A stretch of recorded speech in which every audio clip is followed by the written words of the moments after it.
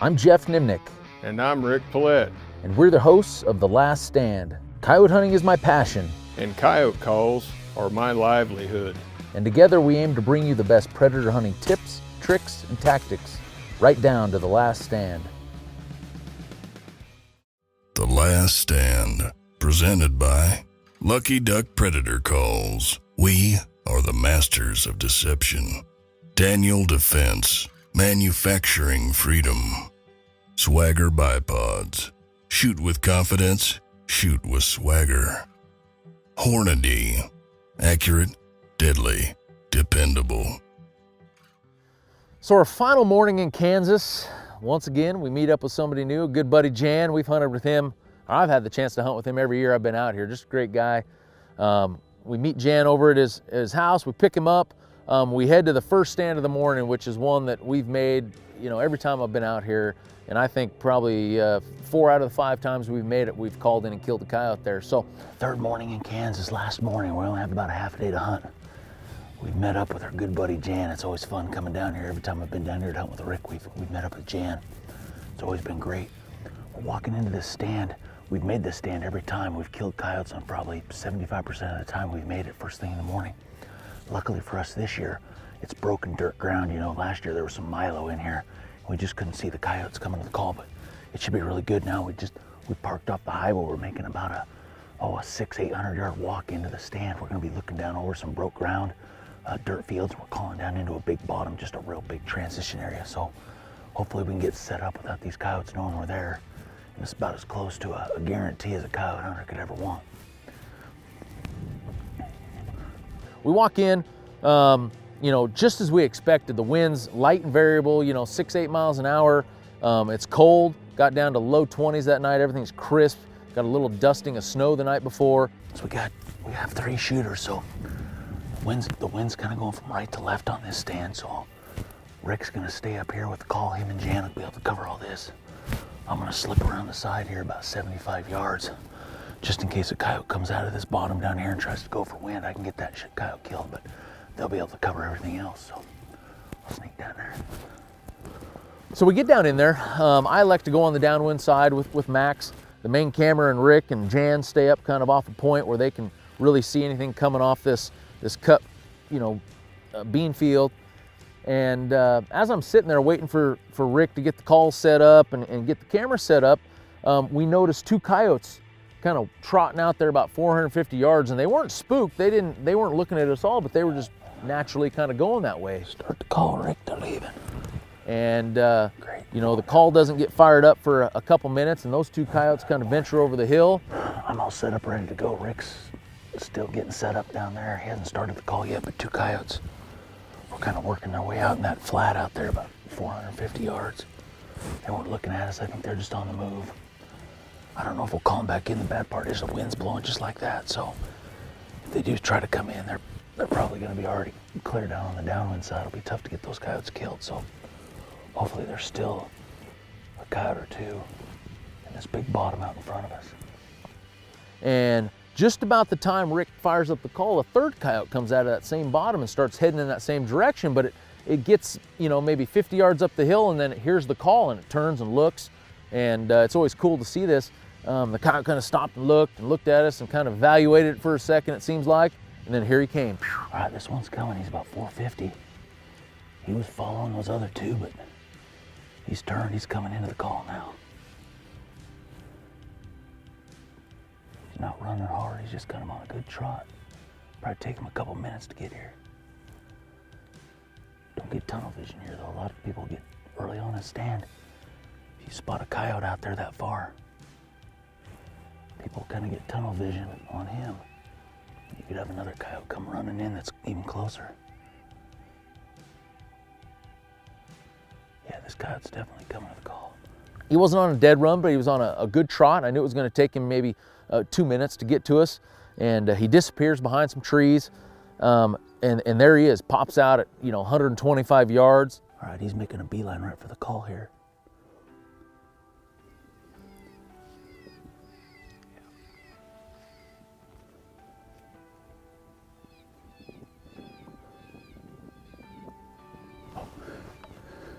I'm gonna kill him now. He sees us.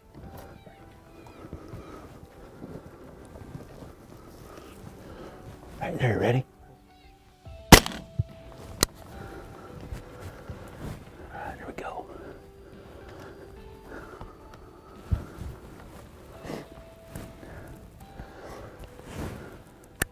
That's where a little patience pays off. I probably should have killed him when he stopped there at 100. Most guys would have.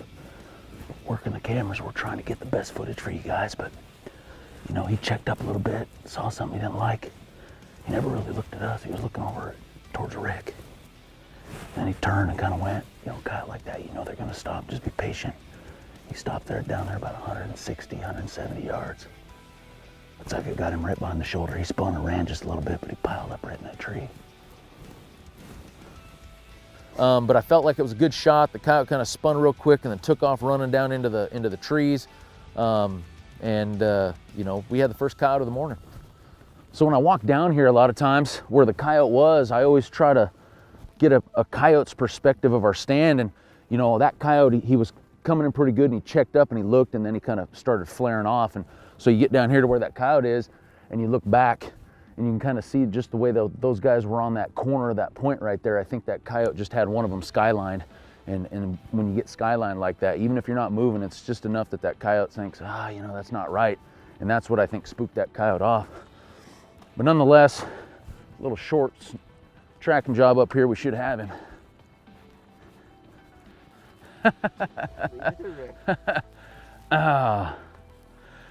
Had to bring the old hound dog down in here to sniff out my coyote, big coyote. Just hit him, it destroyed. He ran probably 75 yards. The problem was he was only about 40 yards from the thick stuff. He's a big dog, big black sucker.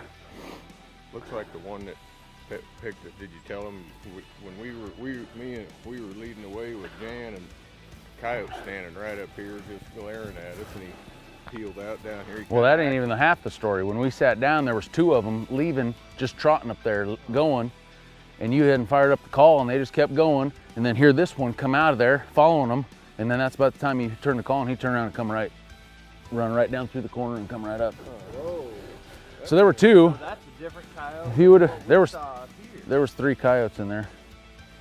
that is weird, ain't it? That's Grandpa how, Ricky would have got the Now call that- fired up sooner. I might have got triple. Now that makes sense of why we thought that one covered way too much ground. Yeah, So there was one we saw come out. Off to the right over here? yeah, yeah. He Oh. was glaring And right up. We hauling saw him nail. starting to run this way, and then all of a sudden we heard one. We heard it. You weren't even looking at mine over here.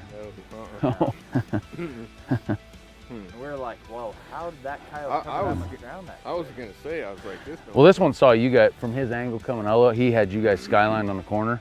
He was coming right up to the call, and he checked up and he looked over at you guys and did this kind of thing, and then he took off running back down to the trees, Well, and he that's stopped. We were getting set up on one. Yeah. That was coming just streamlining. Well, we're hunting with Jan this morning. First stand, Geoff got one knocked down. I don't know how good a footage they got, but we got a little creek right here in front of us.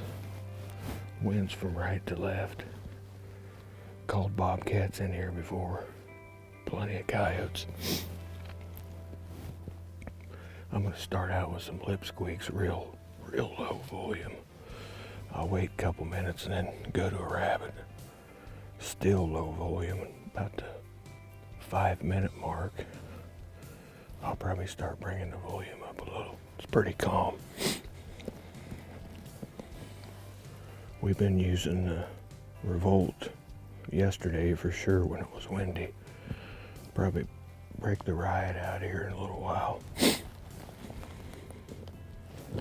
As we were walking into the stand, we busted out a bunch of turkeys, and these turkeys all take off flying, and about half of them fly 200-300 yards out into the area we're hoping the coyotes are going to come from, and they land up in a big tree. I was a little bit disgruntled about that.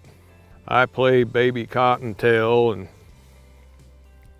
just for 2 or 3 minutes pretty soft, and then I went to shoulder belt, and them turkeys that lit off in them trees busted out of there, and I was pretty sure that a coyote or a bobcat was creeping through over there and bumped them turkeys out of there. And sure enough, it probably wasn't 20 seconds later, here comes this coyote.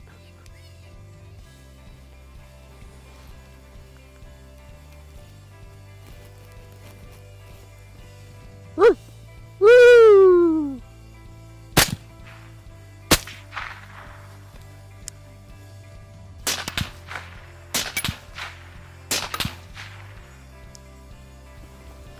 Right, hit him. I thought I said I punched him. Oh, no.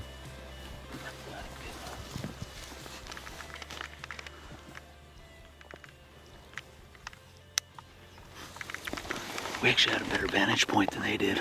We saw this coyote come out. I don't think they saw that coyote till he was halfway across that snow. They got him to stop perfect out there about 60, 70 yards. I don't know if Rick got the shot or Jan. Looks like they got him low in the chest. He made it about 75 yards back to the trees. Probably didn't need to shoot at him, but you just never know. I didn't get another bullet in him before he jumped over there into the brush. Looks like we're gonna have another tracking job on our hands due to mediocre shooting.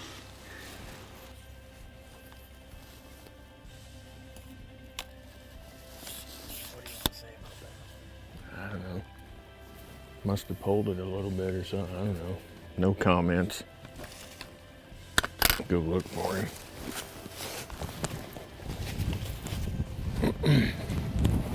I ain't got any more bullets. I'm a little disappointed with my shot. I thought I center punched him, but it went through kind of off to one side in the shoulder and didn't, you know, with a rifle at 40 yards or 50, whatever he was, you want to see him center punch. Usually they just tip over backwards right there, but I was a little bit disgusted with my shot. But in fact, I thought I just wrecked that one shoulder. I thought he would get away, and I was happy we got him, and it was a good video as far as him coming in, but my shot, you know, was a little suspect. So we're rolling now. We're 2 for 2. We get into that third stand. You know, kind of a scattered cedars on kind of a hill. We got a big dam and a pond off to our side. We're thinking this is pretty tight cover. We might get a coyote killed right at the call, because obviously that's our ultimate goal.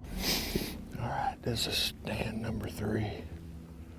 We usually sit behind us in a prairie hayfield and setting a bunch of bales, but there ain't no bales out there, so we've had to get in this thick stuff. Pretty tight quarters right here. I don't know. Wishing we had a shotgun for sure. So we'll see how it all unfolds. Turn on shoulder belt again. For some reason I was scanning everywhere instead of where I was supposed to be. And I seen a coyote tearing through them cedars to our right. The right. I don't know, I just seen him in them evergreen. There he comes. Oh, don't move. I moved the gun and got situated, and sure enough, he popped out in them right below them cedars, and I thought he was gonna come clear to the call, but he went through this little slough, and I thought he was sniffing on something, or he was walking funny down there, and I don't know if he picked something out of us or what happened, but he turned, and I mean, he got out of there, and Jan put a nice shot on him, quartering away, and I finished him up. Number 14, I believe. Shoulder belt again. Hard to beat shoulder belt. Comes standard on every Lucky Duck electronic call. Good shot, Jan. That was going downhill. Geoff's down there snagging up Jan's coyote and said that slough grass is all thin ice, and the coyote, he sees the tracks where it fell through that ice into the water. So I thought he was sniffing something, but he must have been, you know, falling through the ice, and then he turned around. I don't know, he's seen us up here, so that's how that went. Nonetheless, it was the same result. Yeah, 3 stands, 3 coyotes.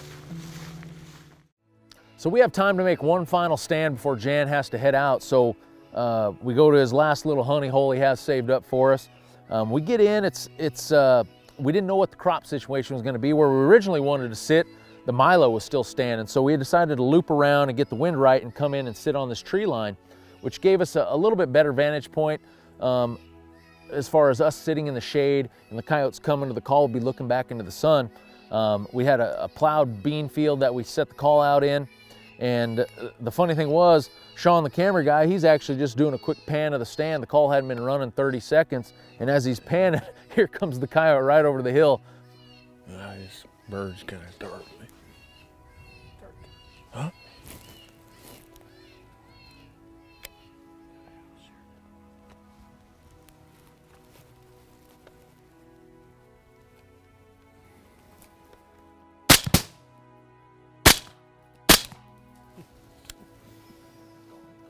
Yeah, I'm going.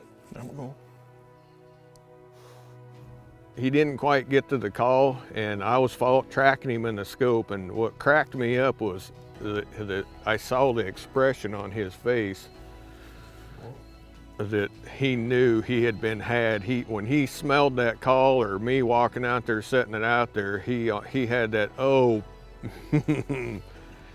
he knew he was in trouble. And once again, you know, we should have stopped this coyote 5 different times and killed him, but we're always pushing that envelope, seeing how close we can get those coyotes to the call.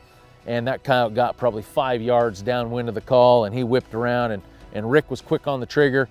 He got a bullet in him, and I put a bullet in him, and then I think Rick put a 3rd bullet in him, and he was laying dead there maybe 40 yards from the call, maybe no more than 60, 70 yards out in front of us. Yep, I was like, well, he can't get out of here. Let's see if he hits the call. Because I know Geoff can definitely spank him running, so yeah. Yeah, a little sniff of it. I was following him through the scope, and I seen on his face like, oh no. He knew he was screwed. You know, the hunting's been fantastic this morning, so we decided let's go make one last stand before we have to head out for the trip. And Rick says I have just the spot. So we get up into this stand. Looks great. Lots of cover, lots of CRP grass, lots of cedar trees. We get set up. We're tucked into a nice position. We got shadows of the cedar trees. We're tucked right into the fence line. Got the call out in front. The wind's not ideal, but it's blowing more of a crosswind than it is out into the calling area. So we feel we can make it work. Well, this might be the last stand. Not the last stand of the evening, but the last stand of the episode of The Last Stand. Whatever that meant, I don't know. Anyway, kind of a new spot for me. I don't know a lot about it. Never called here, but it really looks good. And I only live a mile from here. If you could imagine never being here. Kind of hard to believe, ain't it, Geoff? Rick fires up the call, and it's not just 30 seconds in and the coyote pops up. Well, Rick bumps his remote, and the call shuts off somehow. Dang it. Well, just a second, I screwed up here.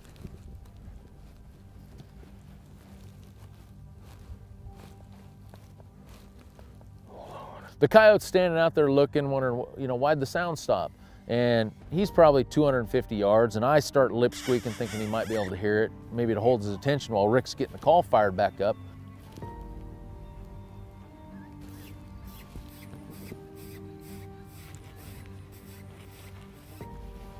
Hold on, I think I got it now.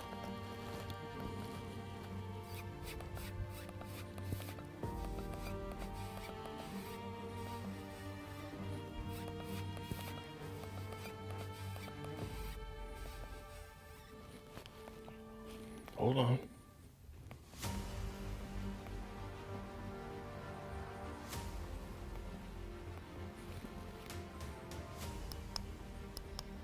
Well, needless to say, the coyote stands there and looks around. Well, Rick gets the call fired back up. He puts on a little baby cottontail demise, and here comes the coyote.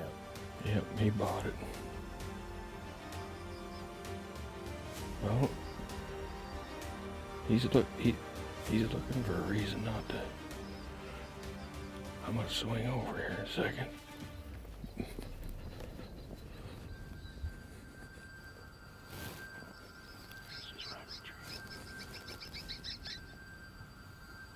And at this point, it's just a waiting game. It's just being patient and seeing how close we can get this coyote.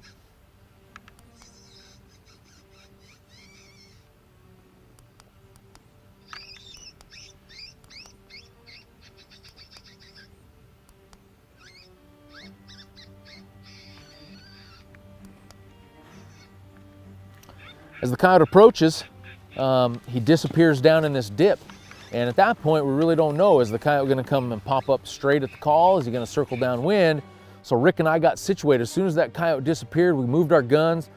Rick was right at the call. I was pointed downwind of the call. So whenever that coyote popped up, we'd have every angle covered. And luckily for me, the coyote circled just a little farther downwind. I had to wait for it to clear a tree so we could get a good video of the coyote, but it kind of checked up chest on about 80, 90 yards. I sent a 53 grain VMAX right through its sternum. Coyote flopped about twice, and we had our 17th coyote of the trip. Coyote wasn't quite convinced. The wind's actually pretty close. I mean, he's within probably 50 yards, maybe less than that, 20 yards of getting our wind. Come right up there about 75 yards. Yeah, I had a little malfunction. Somehow I shut the call off. Geoff Lipsweek kept him attention, and then I got the call back going again. I was about ready to pull out an old Tweety. I think we messed around up here on the hill enough that he went downwind. Geoff got him whacked. It was pretty good last stand down, I would say. I like going to the sand hills. I like going to TRs in the eastern plains of Colorado. I like anywhere, all kind of coyote calling. But my favorite is around home.